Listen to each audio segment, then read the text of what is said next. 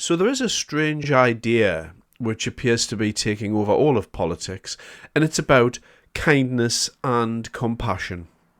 And this stems from a number of places because these politicians believe that by preaching virtues like kindness and compassion, that in any way is going to help anybody. And, forgetting about tough love, which was always a kind of a maxim that parents and society and everybody, in fact, used to preach in the last century, going back to those earlier times of what I would say were real virtue, real philosophy of life, and really getting on with your life and getting a hold of it and doing something with yourself, as opposed to being kind and compassionate. Now, there are a number of Labour MPs which display this sickness, but I'm going to focus on Rachael Maskell today, a Labour MP who is continually whining on television and in Parliament. And I've got 5 very short clips which show the various facets of the sickness that Rachael Maskell has in an attempt to try and diagnose the problem.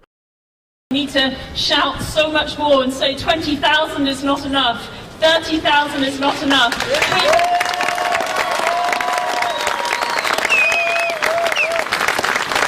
must keep going until we really are at saturation point, because what does it matter if we have to wait another week for a hospital visit, or if our class sizes are slightly bigger, or if our city is slightly fuller? What does it matter if things are slightly more challenging, if we have to pay a little bit more into the system? Surely it is worth it to see those lives being restored again, and surely it's worth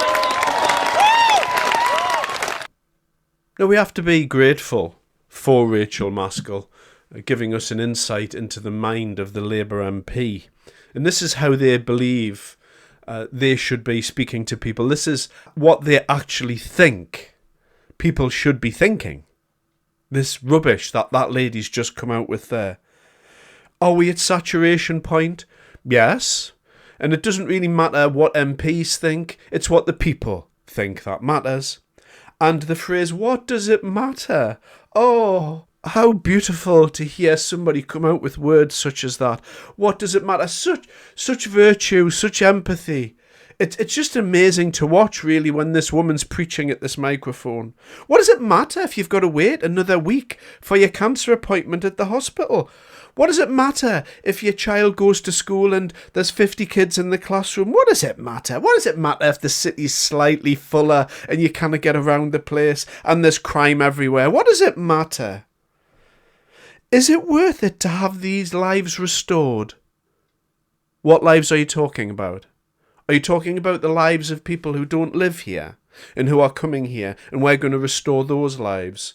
Well, what about the lives of everyone that's here today? What about restoring those people's lives? And this is at the centre of the sickness that we're talking about, an inability for Labour MPs to see this behaviour here and how British people look at people like this. And it's astounding to watch an MP preach virtue whilst her life is fine, her retirement's going to be fine.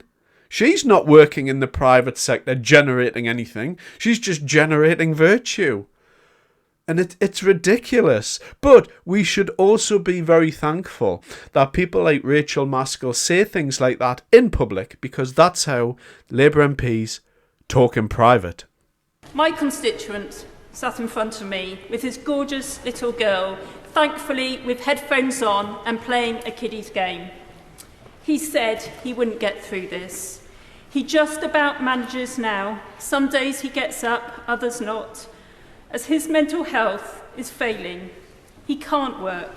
Everything else has been taken from him, and now this little bit of funding to help them get by, to give him just 1 ounce of dignity, was more than he could bear. Then the words came. It would be better that I wasn't here. That was also his expectation. He tried before. He'll be safe now, but the one who follows not. So by the end of this decade, sickness payments going to people who are unable to work and need life assistance is going to reach a quarter of all income tax. And then how many people are going to be crying and telling you that they don't want to live? And this is the short-sightedness of people like Rachael and other Labour MPs who, in the short term, clutch their pearls and say, we can't do this to people. Well, unfortunately, you have to do this to people because there's not going to be any money. And if we go bankrupt, believe you me, people will die. If we have to go to the IMF with our cap in hand and say, well, I'm sorry, we've ruined our economy, can we just have a bailout, please? Then people will die, for sure. And the people that will be dying then will be the people that are generating the wealth for this country, not the people who are at home crying about how hard their life is. I have all the time in the world for people who've been born with what I would term a life disadvantage, a disability. My heart goes out to these people. I've covered that in depth on this channel before. And, sympathy, empathy, however you want to put it, I'm quite happy to go to work to pay for people like that. I'm not happy to go to work for people who have an eating disorder or who have ADHD or who can't get up in the morning or whatever it is. No, I'm not happy to pay for any of that. I'm not going to go along with that line of thinking. I'm happy to pay for, traditionally, the people who are disabled. But no, I'm not willing to pay for mental health conditions because it's unprovable and the amount of people going onto this is just escalating all the time. And I'm not, of course, talking about people with real mental health issues like schizophrenia. We're not talking about those types of people, and you know that. We're talking about the other type. Thank you, Madam Deputy Speaker. But just suppose that we closed our airbase in Cyprus, and just suppose we applied greater sanctions, and just suppose we withdrew those export licences, and just suppose we recognise the state of Palestine. Will the Minister be making the same statement, and what analysis has he made of that? There are some people out there who exist on the left of politics who may stand with their fists in the air talking about how difficult it is for Hamas to murder people. I can understand why they have that, because those people also have this degenerate sickness that's flowing through our society. They have the liberal mind virus, and this causes people to think really odd things. But of course, this is just another indicator of Rachael Maskell. She goes into Parliament and talks about Gaza. So if it's not people who are telling her that they're going to commit suicide, she wants to talk about Gaza and all the rest of it. And it's another example of this mindset and not understanding that most of the people in this country don't care at all about Gaza, and nor should they. It's got nothing to do with us at all. Maybe £1, £2 on adults staying overnight in accommodation in the city. That would bring such benefit to York, and that's really what we've got to look at. We have 9 million visitors in our city now last year, and I'm sure that is growing. And I'm sure if you're a tourist and you want to come to our city, York, which is a really, really cool city to go and visit, as if you're going to go and visit any city in England, York is up there.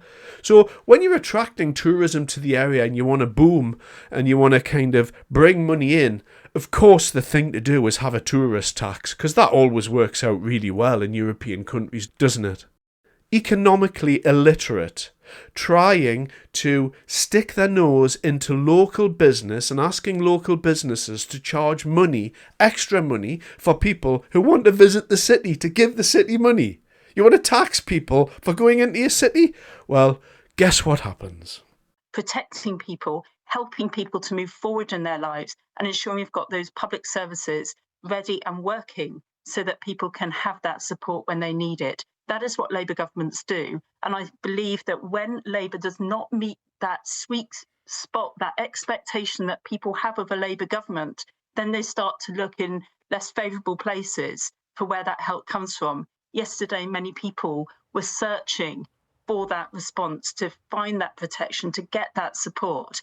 But sadly, if Labour were not offering that, they would look in other places. And that's why Labour have got to learn from the results yesterday and ensure that we do meet the needs of people in this country in very, very trying times.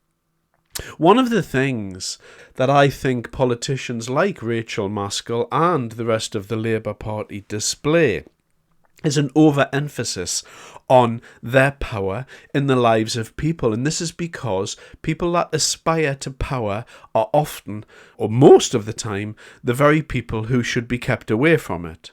People who aspire to power are those less suited to it, or least suited to it, I should say. And so these people who are wanting to take care of people, and you think of it yourself, I've been to job interviews in my life, I'm sure you have as well.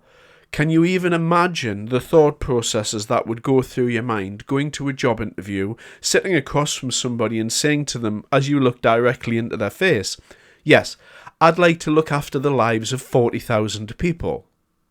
I mean, what type of psychology, what type of person would want to look after that many people? And, you know, we're not even talking about people like a prime minister or a home secretary. I mean, the necessary ego or the egoic requirements for that have got to be off the charts. I mean, to actually stand up and say, yes, I'd like to look after 70 million souls, please.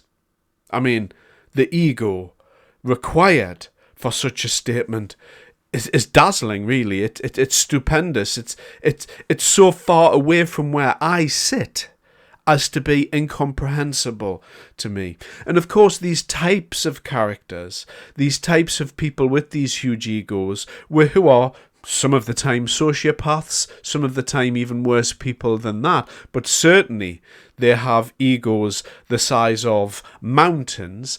These types of people, in their sociopathy, tend to believe that they can have an impact on people's lives, and they believe that politics itself is really, really important for people's happiness. And one of the things that people like Rachael Maskell and most of the Labour Party, and indeed most MPs, have forgotten is this: you are not important. You are not an important person. Your views don't matter. All you do is set the tax rate and then distribute the funds that you get. That's it. I'm not interested in you moralising or telling me how virtuous you are. You've got that bit all wrong. Your only job, really, is to take the tax money, distribute it, and come up with a few laws during the time that you're sitting in Parliament, and then you can swan off into the distance, either to a cushy number in the House of Lords where you can fall asleep for most of your working day, or you can get a nice fat index-linked pension and just kind of go to your holiday villa in the south of France. And this is how it's supposed to play out, but these politicians have got an inflated version of themselves. They believe that they are really important to the people. They believe that politics is there to solve problems, and it isn't there to solve problems. Politics is there to provide a societal framework. And this is one of these specific differences between the left and the right. The people on the right know that there are no solutions. There are no solutions to these huge problems. We have 70 million people in our country.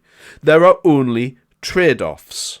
You can take from this person and give to that person. You can provide healthcare over for that person and not for that person over there. And generally, the conservative mindset understands very, very specifically that there are no silver bullets, 100% solutions or anything else. There are simply trade-offs. And you have to have a hard-headed look at this and be ruthless in your decision-making relating to mass groups of people. You can't be a bleeding heart and go, oh, look at that person over there sitting crying. No, it's not about that. It's about making hard-headed decisions. And people on the left frequently don't understand that there are no solutions. And they believe that through being compassionate, being what they would term virtuous, but I don't call compassion or empathy necessarily to be a virtue in how these people want to frame it within themselves. These people believe that they can come up with all of these solutions and that they're integral to the solution and that society needs the politicians. And I think the politicians need to start knowing their place in society. They are not special people. They are there to serve us, not the other way around. We're not here to sit and listen to these people lecture us on their inflated sense of their own ego and morality, which half the time is so twisted and skewed as to be unrecognisable from a normal person. They've got the wrong view of themselves. And people like Rachael Maskell here, who goes around preaching compassion, is essentially destroying our country with her warped mindset. It's as simple as that. Thanks very much for your time.